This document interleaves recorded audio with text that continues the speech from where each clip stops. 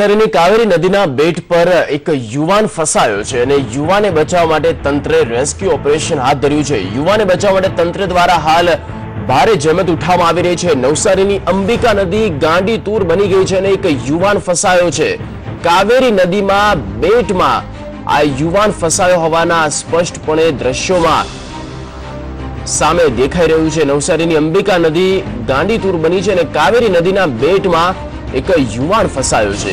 આ યુવાને ફસાવા માટે તાત્કાલિક ધોરણે તંત્ર સાબદું બની અને ત્યાં પહોંચી આવ્યું છે। હાલ રેસ્ક્યુ ઓપરેશન કરવામાં આવી રહ્યું છે અને રેસ્ક્યુની ટીમ આ યુવાનને બચાવવા માટે પ્રયાસ કરી રહ્યા છે। તો છેલ્લા ઘણા સમયથી જે પ્રમાણે વરસાદ ખાબકી રહ્યો છે અને તેને જોતા આ એક દુર્ઘટના સામે આવી રહી છે। નિલેશ પટેલ જોડાઈ ગયા છે। નિલેશ, યુવાન કેવી રીતે ફસાયો? યુવાન અંદર દરિયા નદીમાં ગયો હતો કામ કરવા માટે અને ત્યાં ફસાઈ ચુક્યો હતો। ત્યારબાદ પાણી વધી જતા તે અંદર ફસાઈ ગયો હતો અને સ્થાનિક હજુ સુધીમાં તંત્ર ત્યાં મદદે નહોતું પહોંચ્યું, પણ સ્થાનિક જે બોટ હતી તેને લઈને યુવાનને હાલમાં બચાવી લેવામાં આવ્યો છે। રેસ્ક્યુ ટીમ પહોંચે તે પહેલા જે સ્થાનિકો દ્વારા યુવાનને નદીની બહાર કાઢીને તેને બચાવી લેવામાં આવ્યો છે। હજુ જો તંત્રની રાહ જોવામાં રહેશે તો તંત્ર પહોંચે તે પહેલા યુવાન કદાચ નદીમાં તણાઈ જતે તેવી પરિસ્થિતિ થઈ હતી, તેના કારણે સ્થાનિકો દ્વારા તેને તાત્કાલિક અંદરથી બચાવીને રેસ્ક્યુ કરી લેવામાં આવે છે। જી બિલકુલ નિલેશ, આ યુવાનની વાત કરવામાં આવે તો યુવાન મૂળ છે ક્યાંનો અને જે પાણીમાં ગરકાવ થઈ ગયો હતો, પાણીમાં તે ડૂબી ગયો હતો, કેટલા અંતરે પાણી હતું?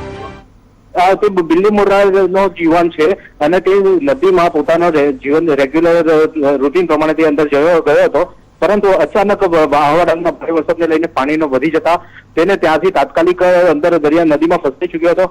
તેને ત્યાંથી તાત્કાલિક લોકલને અહીંયા ફોન કરતા મિત્રોને સગાઓને તેઓ ત્યાં દોડી ગયા હતા અને તેઓને તંત્રને જાણ કરી હતી, તેમજ સ્થાનિક કે ત્યાંની નાવડીઓ હોય છે જે બોટ ફિશિંગ માટે વપરાતી હોય તે બોટને મિત્રોને પણ જાણ કરી હતી। ત્યાંથી તે લોકો જઈને તે યુવાનને બચાવીને બહાર રેસ્ક્યુ કરી લાવ્યા છે। તંત્ર પણ હજુ સુધી મદદ નથી પહોંચી શક્યું।